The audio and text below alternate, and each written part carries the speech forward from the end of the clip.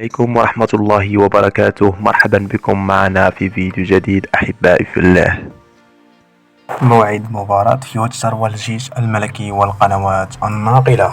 هذه المباراة تأتي ضمن منافسة الجولة الرابعة من دور المجموعات ببطولة كأس الكونفدرالية، وخسر نادي فيوتشر أمام الجيش الملكي بهدفين نظيفين في اللقاء القوي الذي جمعهما بالمعقل الأخير ضمن منافسات ذهاب الجولة الثالثة من دور مجموعات كأس الكونفدرالية الإفريقية.